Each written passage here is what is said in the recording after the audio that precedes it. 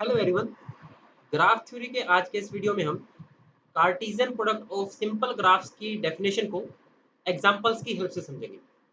आज के इस वीडियो में हम इस पॉइंट को भी डिस्कस करेंगे कि अगर हमें G1 और G2 दो ग्राफ गिवन हो तो इन दोनों ग्राफ की कार्टेशियन प्रोडक्ट करने से जो हमें नया ग्राफ ऑब्टेन होगा उस ग्राफ के अंदर नंबर ऑफ वर्टिसेस कितने होंगे और नंबर ऑफ एजेस कितने होंगे। तो आइए इस डेफिनेशन को एक बार हम एग्जाम्पल की हेल्प से क्लियर करते हैं। मान लेते हैं हमें ये दो ग्राफ गिवन है।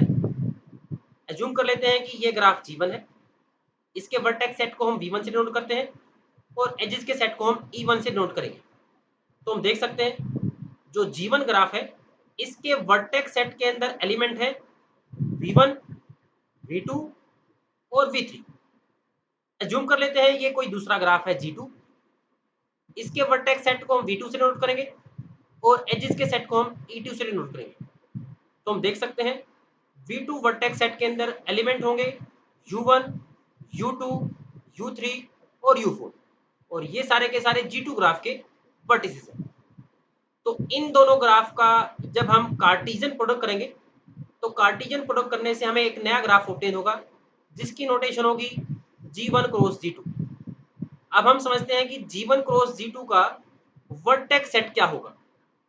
G1 क्रॉस G2 का वर्टेक्स सेट होगा V1 क्रॉस V2।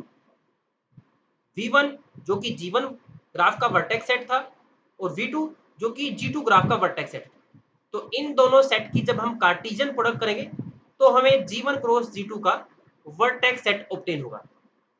तो एक बार हम जल्दी से V1 क्रॉस V2 को कैलकुलेट करते हैं। तो यहाँ पर हमने V1 क्रॉस V2 को कैलकुलेट कर लिया। तो जैसा कि V1 वर्टेक्स सेट की कार्डिनलिटी है 3 क्योंकि इसके अंदर 3 ही एलिमेंट है। V2 सेट की कार्डिनलिटी है 4 क्योंकि इसके अंदर 4 ही एलिमेंट है। तो V1 cross V2 vertex set की कार्डिनलिटी होगी 12। तो यहाँ पर हमने 12 एलिमेंट्स को लिख दिया। तो यहाँ से क्लियर होता है कि G1 क्रॉस G2 जो ग्राफ होगा इस ग्राफ के अंदर 12 वर्टिसेस होंगे और यहाँ पर उन सभी 12 वर्टिसेस को मेंशन कर दिया। तो आइए एक बार हम इन 12 वर्टिसेस को ड्रा करते हैं।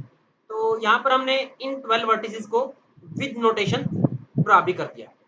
अब हम समझते हैं कि किन वर्टिसेस के बीच में एज एग्जिस्ट करेगा और किन वर्टिसेस के बीच में एज एग्जिस्ट नहीं करेगा। और इस पॉइंट को समझने के लिए हम एक बार डेफिनेशन को ही समझते हैं। जैसा कि हम इस पॉइंट को समझ चुके हैं कि G1 क्रॉस G2 ग्राफ के वर्टिसेस की नोटेशन होगी वो अपने आप में ऑर्डर्ड पेयर की सेंस में होगी। तो मान लेते हैं U1 V1 और U2 V2 G1 cross G2 graph के दो वर्टिसेस हैं। तो ये दो वर्टिसेस एडजेसेंट होंगे if and only if.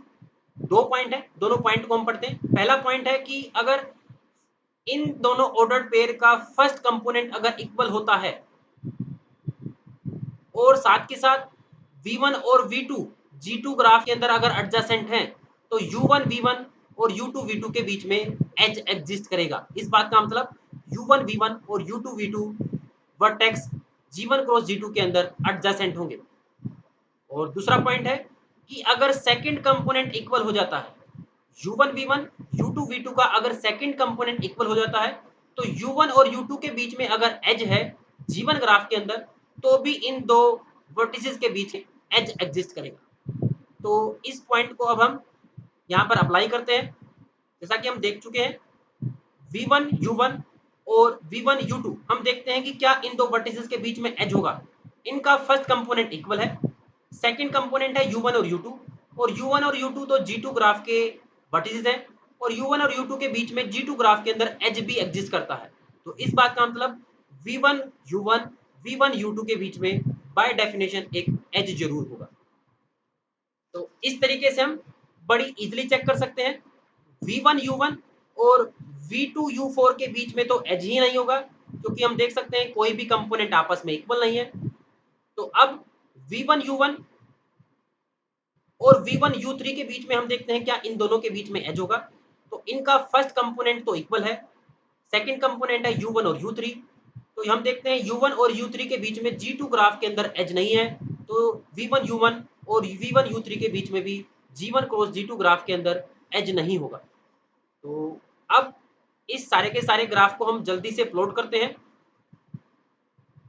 V1 U2 V1 U3 के बीच में भी जरूर एज होगा क्योंकि फर्स्ट कंपोनेंट इक्वल है और U2 और U3 के बीच में G2 ग्राफ के अंदर एज है। सिमिलरली V1 U3 और V1 U4 के बीच में भी एज होगा क्योंकि U3 और U4 के बीच में भी एज है G2 ग्राफ के अंदर, और U1 और U4 के बीच में एज है तो हम यहाँ से V1 U1 और V1 U4 के बीच में भी एक एज ड्रा करते हैं। तो अब जल्दी से हम इस पूरे के पूरे ग्राफ को कंप्लीट करते हैं कि जो G1 क्रॉस G2 हमें ऑब्टेन होगा वो होगा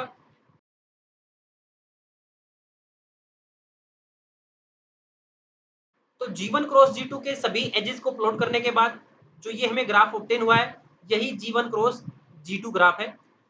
और अब हम समझते हैं कि G1 क्रॉस G2 ग्राफ के अंदर नंबर ऑफ वर्टिसेस और नंबर ऑफ एजेस कितने होंगे, और उसके लिए यहाँ पर हमने एक फार्मूला लिखा है कि अगर G1 ग्राफ के अंदर नंबर ऑफ वर्टिसेस N1 हो और G2 ग्राफ के अंदर नंबर ऑफ वर्टिसेस N2 हो तो G1 क्रॉस G2 ग्राफ के अंदर नंबर ऑफ वर्टिसेस होंगे N1 टाइम्स N2, और G1 क्रॉस G2 ग्राफ के अंदर नंबर ऑफ एजेस होंगे N1 times M2 plus M1 times N2, जहां पर M1 G1 ग्राफ के अंदर नंबर ऑफ एजेस है और M2 G2 ग्राफ के अंदर नंबर ऑफ एजेस है। तो इस फार्मूले से हम देख सकते हैं जो G1 क्रॉस G2 हमने यहाँ पर कैलकुलेट किया है, इस ग्राफ के अंदर नंबर ऑफ वर्टिसेस हैं 12 और नंबर ऑफ एजेस होंगे मल्टीप्लाई 4 प्लस, इस तरीके से हम दो ग्राफ की कार्टेशियन प्रोडक्ट करते हैं। उम्मीद है आपको ये डेफिनेशन एग्जाम्पल की हेल्प से अच्छे से क्लियर हुई होगी।